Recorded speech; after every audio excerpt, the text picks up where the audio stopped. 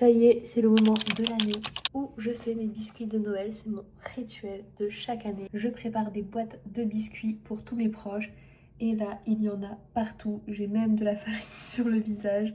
Mais je suis contente, j'avance. Je pense que là, ça va être la première fournée. Mais avec ça, je pense que j'en ai pour une boîte, voire une boîte et demie. Il faudra que je reprenne à partir de demain ou quand j'aurai le temps pour que ça parte à temps puisque je ne vais pas voir tout le monde. Donc il faudra que ça parte dans des colis. Donc là, ils sont nature, mais normalement, je mets des épices comme de la cannelle et ensuite je vais ajouter une couche de chocolat, donc chocolat noir ou chocolat au lait. Coucou, on se retrouve pour une nouvelle vidéo. On est mardi et il est déjà 9h30. Je rentre de la polyclinique. Il y a des nouvelles concernant mon suivi de PMA. Je vais vous raconter tout ça après. Et sinon, je n'ai pas eu le temps de me préparer ce matin. On a dû partir à 7h30 pour le rendez-vous avec ma gynécologue. Avant ça, je vais d'abord me faire une boisson chaude parce que là j'ai un peu la nausée, même si j'ai pris un petit déjeuner avant de partir. Donc je prépare ma boisson chaude et je vous reprends après pour vous raconter tout ça.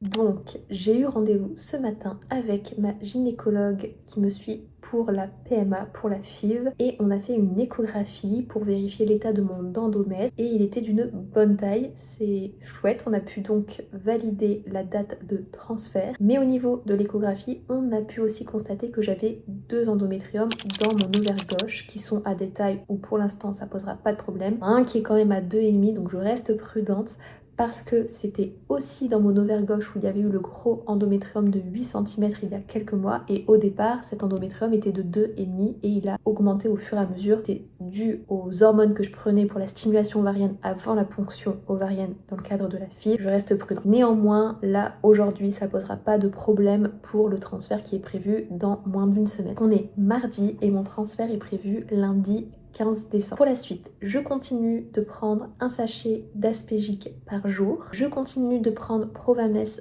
un comprimé matin, un comprimé le soir. Et à partir de demain, donc à partir de mercredi, je vais introduire de la progestérone sous forme d'ovules, donc 6 par jour, 2 le matin, 2 à 15h et 2 avant de dormir, et une injection de Progiron, une par jour. Et ça jusqu'au transfert et au-delà du transfert jusqu'au premier test qui se fera le 24 décembre. Et j'ai aussi fait une prise de sang juste après ce rendez-vous pour voir mes taux d'hormones et j'attends le résultat que je vais lui envoyer et je dois en refaire une vendredi ou samedi. Voilà pour les mises à jour. Je suis très enthousiaste pour ce protocole. Je me sens bien, je me sens apaisée, je me sens beaucoup plus confiante. Je vais boire mon chocolat chaud et je continue de vous filmer tout ça.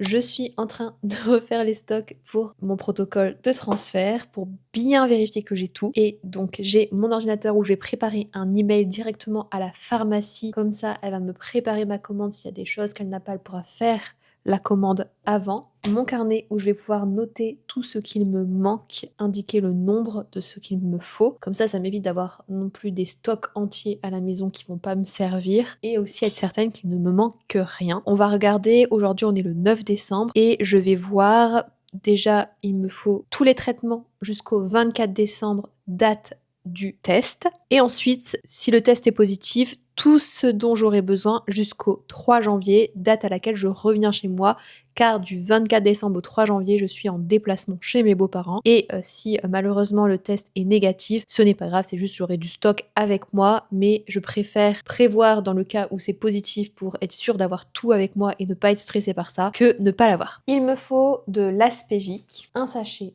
par jour, du Progiron, une injection par jour, de la progestane 6 ovules par jour, Provamès 2 comprimés par jour. Il va aussi me falloir une compresse par jour pour pouvoir faire l'injection ensuite de Progiron. Et il me faut de l'antiseptique pour pouvoir désinfecter la zone où je vais me faire l'injection de Progiron. Ok, maintenant qu'on a les doses par jour, je vais calculer le nombre de jours. Donc demain on est le 10 décembre et il me faut jusqu'au 4 janvier, puisque le 3 janvier je serai dans le train et donc si je peux aller rechercher des choses, ce sera seulement à partir du 4 janvier, mais il me faudra pour le matin, donc on va prévoir un jour au cas où. Donc ça me fait 26 jours, sauf que le 4 janvier c'est un dimanche, donc il faut que je prévoie encore un jour de plus jusqu'au 5, donc on va prévoir pour 27 jours.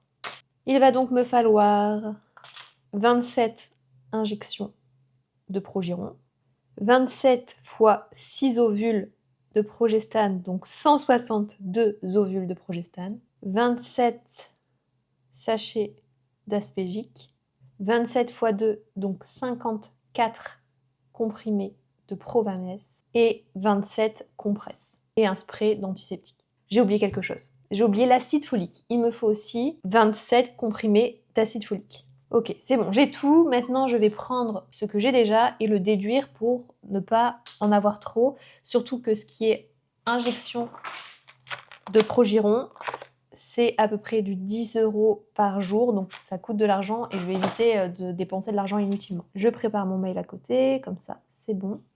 Je vais déjà mettre que j'ai besoin d'antiseptique parce que ça, c'est sûr, je n'en ai pas. On va commencer par Progiron.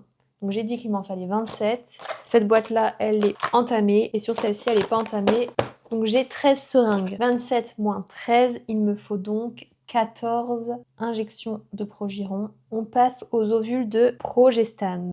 En fait, j'en ai plus que prévu, donc c'est très bien. Aspégique, on est bon aussi. C'est bon pour Provamès, j'ai suffisamment. Je mets tout dans mes trousses. Comme ça, en fait, je mets tout au même endroit. En plus, elles sont jolies, on va dire. Ça rend un peu la chose un peu plus mignonne. Ok, pour les compresses. Et il me reste l'acide folique. Mais là, j'en ai 90. Donc, pour acide folique, c'est tout bon. Finalement, il me manque juste l'antiseptique, les injections de Progiron. Donc, j'envoie le mail à la pharmacie et j'irai les chercher quand ce sera disponible.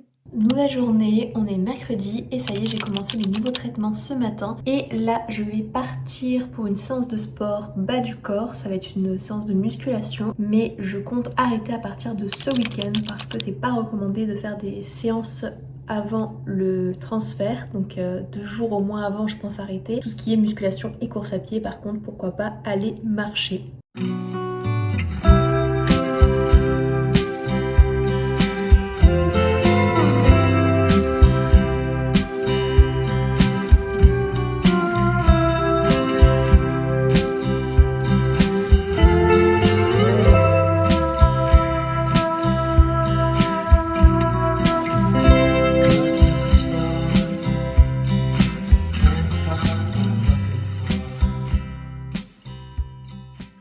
Je reviens de la salle de sport et finalement je pense que je vais arrêter mes séances de musculation dès aujourd'hui parce que j'ai senti des sensations au niveau de la zone pelvienne. Je ne sais pas si c'est dû à la progestérone que j'ai prise ce matin, mais je préfère éviter du stress et je remplacerai ça demain par de la marche pour quand même bouger. Et ce midi il me reste de la soupe et je pense que je vais me faire ça avec des œufs à côté et peut-être une tartine, on verra bien. Premier après-midi post-prise de progestérone, je suis KO, il est 15h20 et j'ai pris ma deuxième dose de progestérone de la journée. Et aujourd'hui, ça va. J'ai pas beaucoup de rendez-vous pro, donc je peux faire une petite sieste. Mais demain, ce sera une autre affaire parce que j'ai des rendez-vous toute la journée. On voit aussi que l'acné est en train d'arriver progressivement. On verra ce que ça donne. Et de toute manière, je sais que la fatigue, ça va être de plus en plus fort. Mais je n'oublie pas que c'est pour une très bonne raison. J'essaie d'être bienveillante envers moi-même, même si c'est pas facile pour moi de devoir ralentir, alors que c'est mon caractère de faire plein de choses.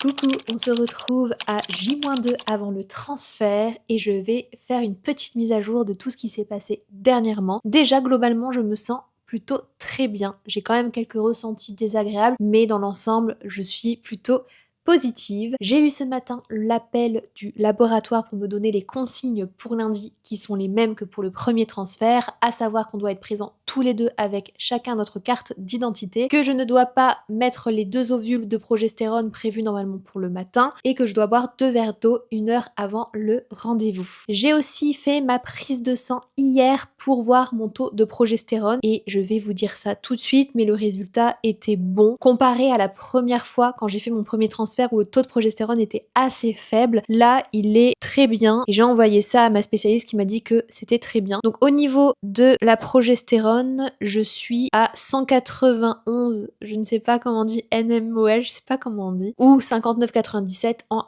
NG par millilitre. Donc pareil, je ne sais pas comment on dit le NG ou le NMOL, mais en tout cas, c'est des taux qui sont attendus. Sinon, sur les ressentis, pas mal d'acné que j'ai bien camouflé et je voulais vous montrer mon astuce pour ne pas maquiller et que ça empire les choses. J'ai trouvé ça en pharmacie, ça s'appelle Sebium Global Cover et en fait ça permet de mettre une touche de vert pour camoufler la rougeur si c'est un bouton qui est rouge et ensuite on a un liquide, une crème en fait matifiante teintée, comme ça en fait ça couvre le bouton. Bon, on les voit quand même, en tout cas ça atténue quand même et si je lis les consignes, ça élimine les boutons et les points noirs. Moi je le mets pas sur l'ensemble du visage parce que la teinte elle est quand même très foncée par rapport à ma couleur de peau qui est plus claire, donc je le mets juste sur les boutons, mais ça dépanne pas mal. Et sinon pour les autres ressentis, je suis très fatiguée, c'est compliqué, j'ai beaucoup de mal à réfléchir et je voulais parler d'autres petites choses mises en place pour ce protocole sans me prendre la tête parce que je pense que quand on est en parcours PMA, et moi ça a été une de mes grosses erreurs, c'est qu'on va essayer de tout optimiser dans le but de mettre toutes les chances de son côté, mais on va être plutôt dans une énergie productive. Maintenant je suis beaucoup plus chill, après il y a des petites choses où au fur et à mesure j'ai fait mieux. Là par exemple sur l'alimentation, j'essaye de manger au maximum un régime anti-inflammatoire. Au niveau des perturbateurs endocriniens, j'ai essayé aussi d'améliorer certaines choses. Après par exemple pas tout couper, j'aime bien me maquiller et sur ça, je suis certaine qu'il y a pas mal de perturbateurs endocriniens. Au niveau, en tout cas, des vêtements, je privilégie tout ce qui va être en matière naturelle, donc du coton, des laines et j'évite, tout ce qui va être, matière polyester, viscose et en plus, je trouve que d'un point de vue esthétique, je suis pas du tout fan du rendu des matières,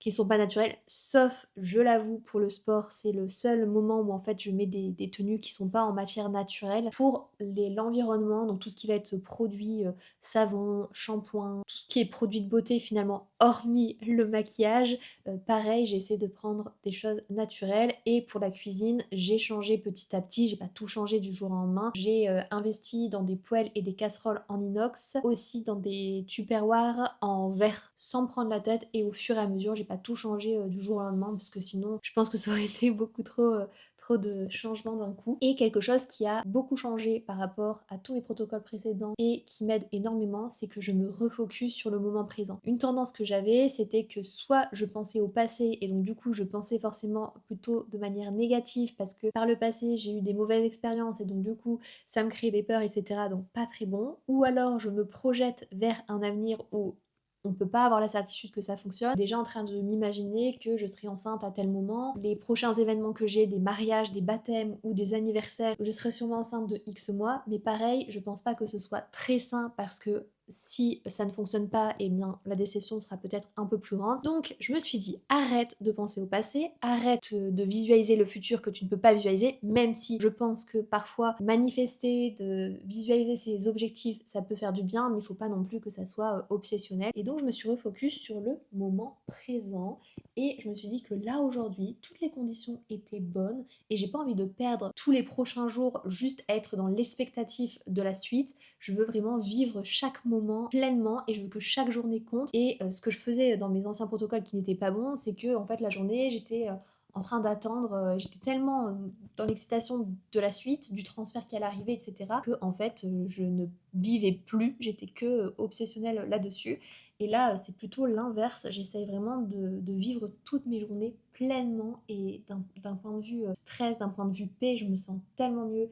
Hier, j'étais me promener dans Montpellier, c'était trop chouette. On a installé ce matin les stores dans le bureau de Martin qu'on voit juste derrière et ça m'occupe l'esprit. Donc je vais rester dans cette énergie jusqu'à lundi et même après lundi jusqu'au test et puis après on verra d'ici là.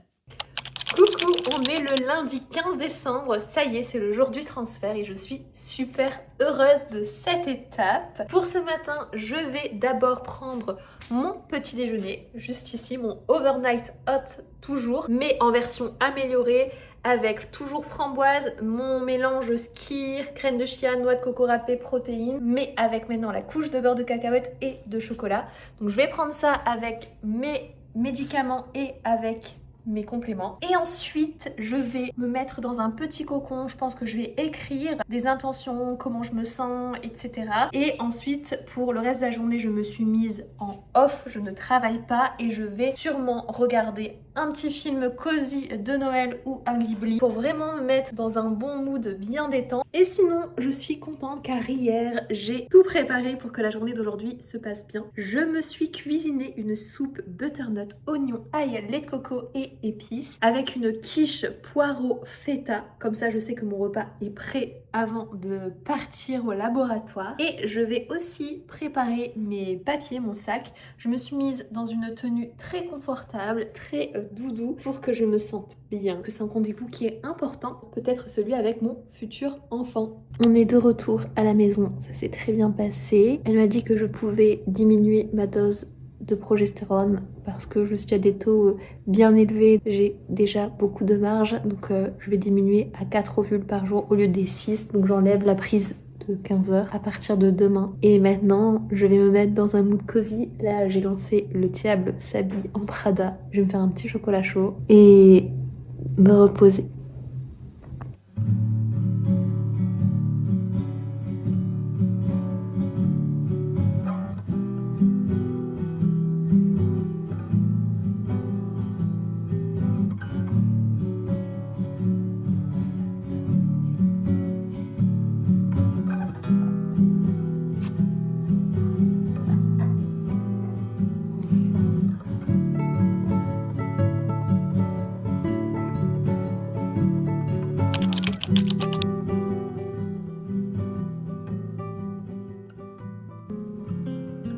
Ok, je viens de recevoir l'email, je vais l'ouvrir maintenant. J'espère que c'est juste des tiraillements et qu'il n'y a rien de grave. J+1 du transfert, journée difficile émotionnellement, je me sens seule, rejetée, isolée. J'ai peur plus d'avoir fait des choses qu'il ne faut pas faire.